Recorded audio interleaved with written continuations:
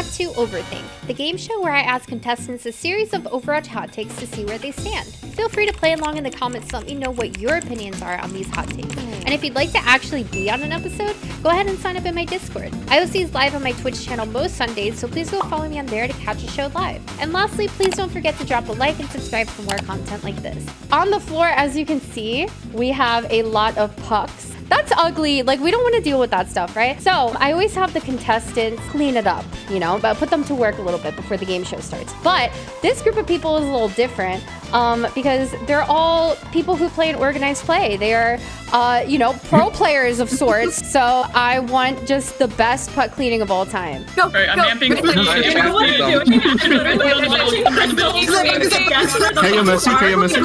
See that? They're resing. We got back here. I can't even. I got four over here. Four. Alright, I'm amping speed. Get this. Get him, puppy. Off. I hit a clip. We're starting off spicy here. Supports are overpowered. Go. Interesting. Okay. I generally think that support is a bit overpowered simply because like we have the craziest abilities. We can bring people back. We can cleanse like the strongest abilities in the game. We can just TP away. We can fly away. We can make people immortal, and our damage output on some heroes that just make support really strong. I definitely agree with the damage output when it comes to the supports. There's definitely a handful of supports that I think should not be putting out as much damage as they do. But as far as like their abilities and cleansing and stuff like that, could be debuffed a little bit, but I mean, that's what we do, man. We got to watch out for our team. So I can agree with them definitely being overpowered in the right hands. And I feel like for me, I would use overtuned more so than I would overpowered. So I feel like other roles need to be like fine-tuned as much as like support is, just because it is kind of ridiculous just how capable supports are. On the very end over there, we have Ashen. So you're on the disagree side of the spectrum. You're sitting in the somewhat disagree with the hot take of supports are overpowered. So let's hear your stance on it. I'm actually totally surprised that I'm the only person on this side. So I think supports have a lot of utility in their kit. You know, we talked about invulnerability, lamp, things like that. There's also a lot of DPS output. But I disagree that they're OP because, you know, I think we oftentimes hear from DPS and tank players saying, oh, support's so easy. I can just play support and I'll, you know, climb to GM or whatever. It's higher rank than my main role. But I would say support is the easiest to get value out of in terms of like low skill floor. But I think it's the hardest role to carry on, because if you have some bots on your team, like maybe you can carry one bot on your team. But if you have a couple bad players, I think we can all agree it's really, really hard to carry. And so because of that, I don't think support is OP. All right, nobody's getting canceled yet. You guys are off to a good start. Res should be a line of sight ability. Go. All right, we almost have at least one person per stance. I wonder what Twitter and even Twitch chat would think about that. I somewhat agree with it, because it is such like a powerful ability, and I understand, like, I've seen the frustration of just seeing a Mercy res through the floor on something. But I don't necessarily know that should be changed to entirely like line of sight based. I don't know if there's a way to tweak it to where it works more like Zenyatta's like Discord and like Harmony Orb, where you had to have line of sight to start it, but like it fades out. Maybe if you break it for longer, like quick enough, you can just cancel it, but it shouldn't be like entirely line of sight based. I think that whilst I can understand like some of the frustration with it being like, oh man, that Mercy's behind the corner now, I can't get her, I can't deny this thing. It's kind of still relatively easy. That get quaked on clip was the first thing I always think of whenever this comes up, and it's important to remember Doomfist has an ability that lets him just go over barriers, right? And then another ability that stuns you. It's entirely possible to just deal with this most of the time, and the only time when it's like a major problem in my mind is when someone got headshot at the very start of a fight just as like a random Hanzo arrow, in which case it kind of just makes the fight interesting anyway because it wasn't just cheaped out, oh you rolled the RNG lucky. I've never felt that like res being a line of sight check was necessary for it to feel like a fair ability, because I don't feel like it's cheap in the first place. Most of the time it's an automatic fight loss. I feel like it's important for Mercy to be able to not be an LOS when rezzing, because she's already very vulnerable when she's rezzing just by herself. herself. So I feel like it gives her some sort of like security in some areas, if that makes sense. I completely agree with what Crybaby's saying because Res is basically Mercy's only ability. Like, I know GA is an ability, but it's like more of like a way to move around the map. It's not like something that impacts the game. And so it's already difficult to use, especially in lobbies that are like really high rank because like, for example, I'll sometimes only get like 4 or 5 reses off a game in a lobby, and then my Kiriko, she'll get like 20 or 30 Suzus. And so I think people like are taking issue with the wrong abilities. Like requiring constant line of sight, like Crybaby said, would make Mercy even more vulnerable, and she's already like super vulnerable all the time. And a lot of like skill expression on Mercy, like I know she has more limited skill expression than other heroes, but it comes from using things like natural cover and like coordinating with your team to secure res and like things like this. Like I don't think it's like hampered by line of sight. Like there's way bigger fish to fry than Mercy's res, I think. Mercy is a hard hero to play. Go.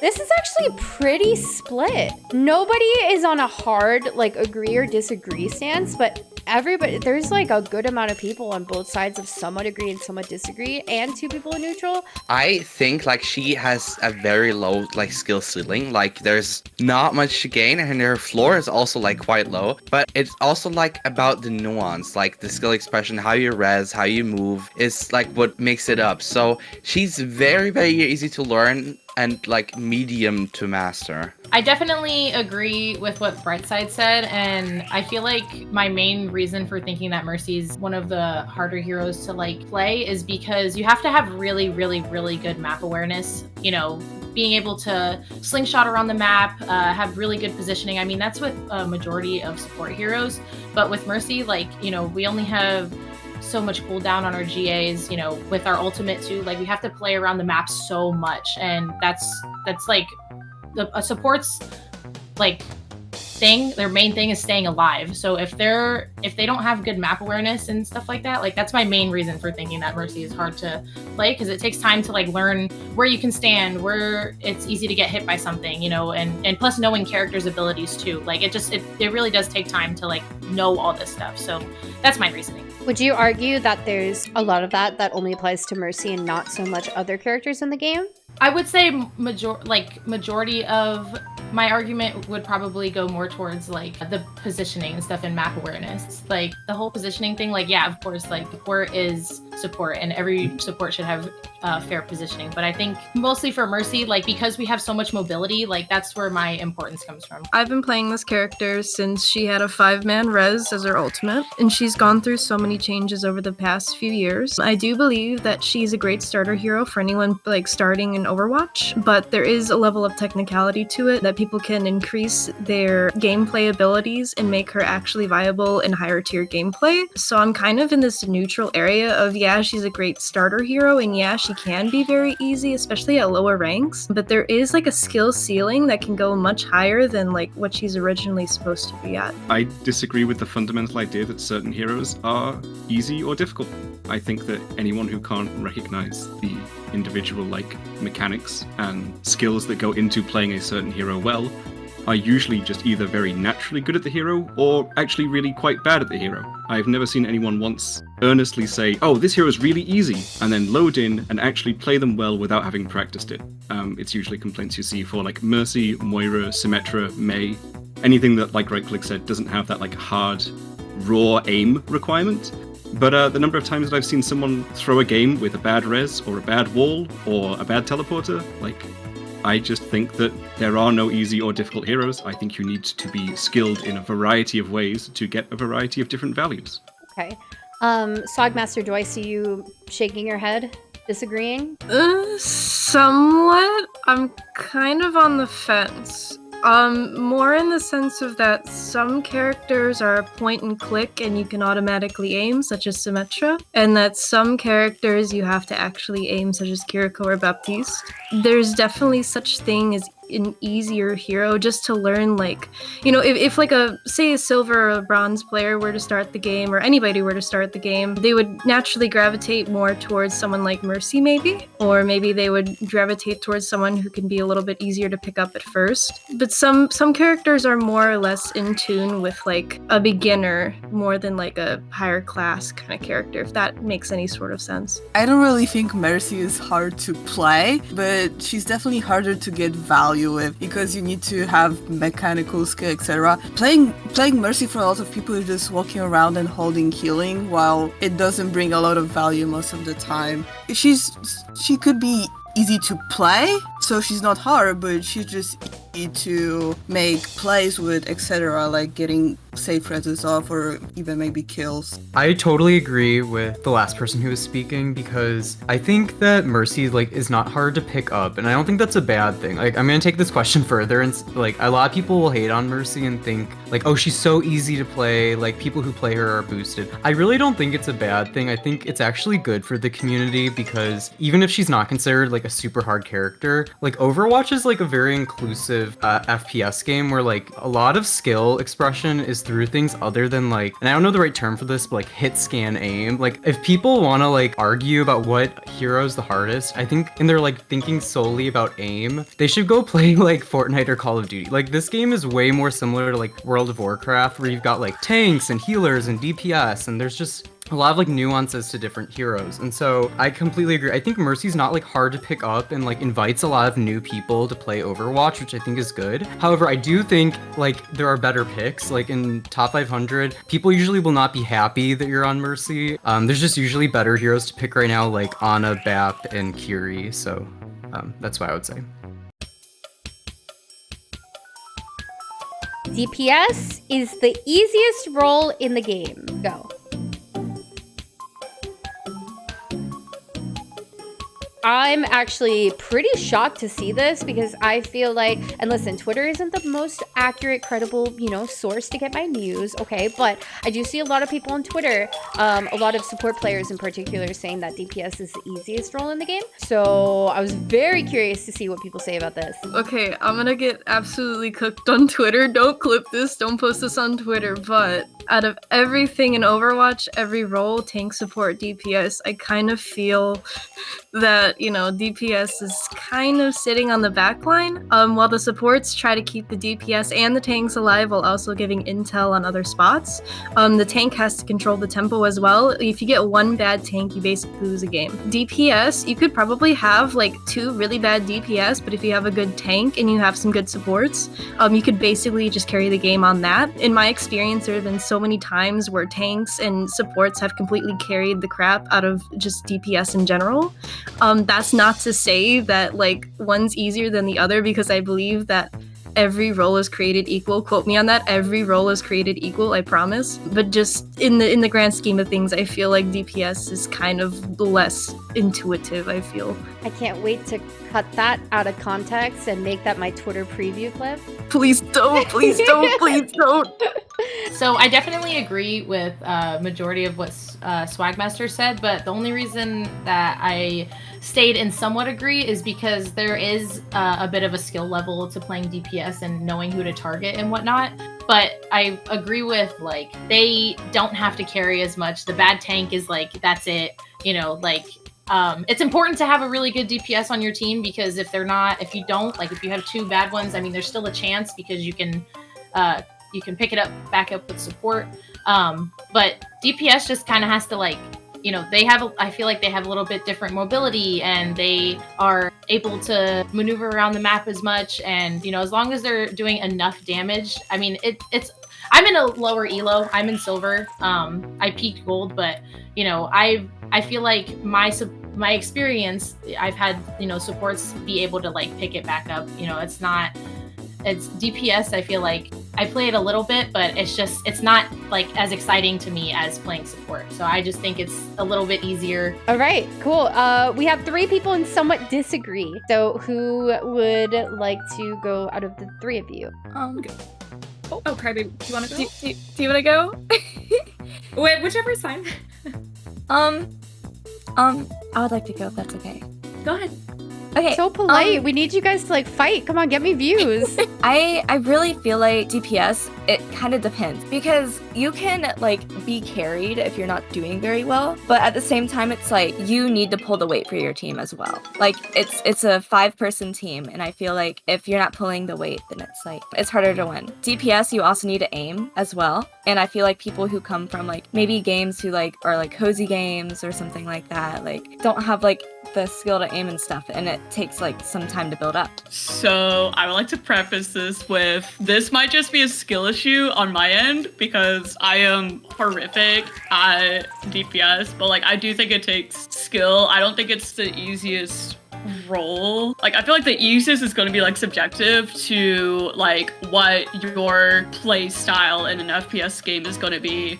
For me personally, I struggle a lot when it comes to DPS just because like it like being able to prioritize targets and like aiming as well, admittedly, is like difficult. And like it's so easy for you to end up like griefing your team as a DPS. Like a single Mei wall can cause the whole game to just like go horrific, like stuff like that. I don't think it's the like easiest role. I think it's pretty hard. I wouldn't say it's the hardest, but I don't think it's the easiest. Mercy gets way too many skins. Go. This is actually really interesting to me because I plan to get internships for designing cosmetics, and I personally feel as if during like the 7 years of Overwatch she's been in there, she's gotten a little too much skins, and I feel with the current state, at least of Activision Blizzard, that they're kind of playing up the fact that Mercy gets so much hype in order to get more revenue, but that's just a personal opinion. I feel like a lot of skins could go to heroes that don't get as much love. I believe Baptiste only has about like a handful of skins, like maybe like 13 if I'm generous, and same can go for like Lifeweaver. It's obvious that some are more favored than others, and I think Mercy is one of those champions that they're just gonna milk until it's like completely dry. So I definitely think like if we're gonna look at anyone as a criminal of hogging the skins, I would look at Kiriko. I do think Mercy gets a lot of skins though. I feel so sorry for people who play like Baptiste and other heroes who get like absolutely no skins and like no love. Like they'll maybe get a recolor every now and then, and that's it. I don't think it's horrible of them because I do know they are marketing towards like who the popular characters are, but she definitely gets a lot more skins than average. All right, now let's head over to the disagree side of the spectrum. So these people think Mercy does not get too many skins. I work in gaming, so I have a different perspective to offer. So coming from both the player and kind of game maker side of it, the thing about skins is it's not about being equal. It's not about every single hero getting 20 skins before you go to the 21st skin, because the number of people who play each hero is different, right? Let's be honest, Mercy is one of the most popular heroes in Overwatch, and like mentioned before, when Mercy comes out with a skin, when Kiriko comes out with a skin, a ton of people are going to buy it, and so there's a ton of demand. So you also think about it from, right, a lot of players want Mercy skins. You also think about it from the business side, where Mercy skins will generate a ton of money.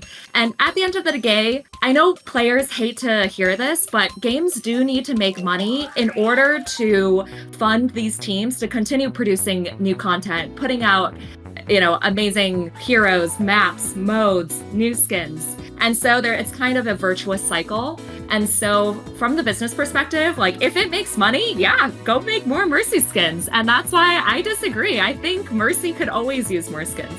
I completely agree with everything Ashton is saying, but I know it's kind of a joke that Mercy gets a lot of skins, but let's face it, a lot of the community that plays Overwatch plays Mercy, and Mercy is also like one of the faces of Overwatch, so it just makes sense that Blizzard would cater their choices of skins to a popular hero with a wide audience that also has willingness to pay for the new skins, because like what business would not cash in on something where they're getting like higher ROI? So like everyone thought the Orisa Mythic, well I shouldn't say everyone, but come on, like most people thought it was like not as great of a skin. It's on a hero that people didn't really care about. And I like alongside this discussion, like people were like, why did they give the Mythic to a hero that's not as popular? And so I just feel like this is like the reverse version of this, where it's basically like the Orisa skin isn't going to perform as well. Like people aren't going to be as excited. And I think it makes a lot of sense right now. Like Overwatch, I'm not gonna say it's like a dying game, but it's like certainly trying to like regrow its popularity, and I think it makes sense to excite the player base with skins that people want to actually buy, not like on hero models like Baptiste or even like Tracer or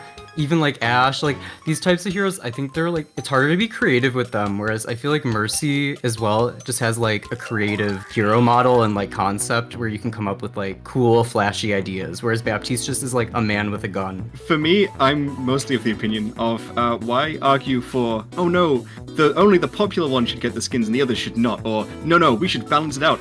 Give everyone more skins. Every hero should get more skins. You know what I'm most excited about? My hero looking cute. And you know which heroes I play? All of them. Why not just give every hero a lot of skins? I think arguing that, Mercy gets too many already, she should have less, when it generates revenue and cash is like, you're asking for the game to die. And also, the ones that are less popular should get fewer skins. Like, well, why? Why not generate more popularity by giving them good skins and then make more money from them? There's actually some pretty good points being made across the board here on both sides, I think. I was expecting the people in the disagree side. I was really wondering to see like what they're gonna say, because I'm like, how can you argue that Mercy doesn't get so many skins?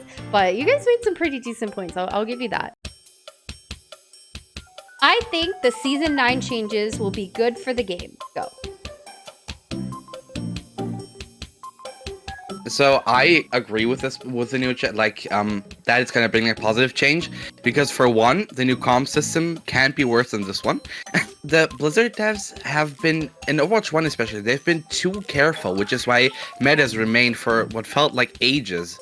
And that they now like push these hardcore new changes really helps, and no matter what, it's gonna steer the game into a new direction. And when they fine tune it and when they see, oh, this doesn't work, that doesn't work, like they can adjust it and make like an overall better thing, even if maybe like on release it isn't as good or clunky or feels out of place. It's still like a really good step forward, and we need to experiment to like find the best way to balance this game. I mostly agree with Brightside, but I also feel like I've got the hopium canister directly hooked up to me, and I'm like inhaling 100 cubic centimeters a day just to try and like get through at this point, because whilst I think that the big patch changes have been really necessary, and I like that they are willing to experiment unlike in Overwatch 1, I also haven't really liked the direction for a lot of them.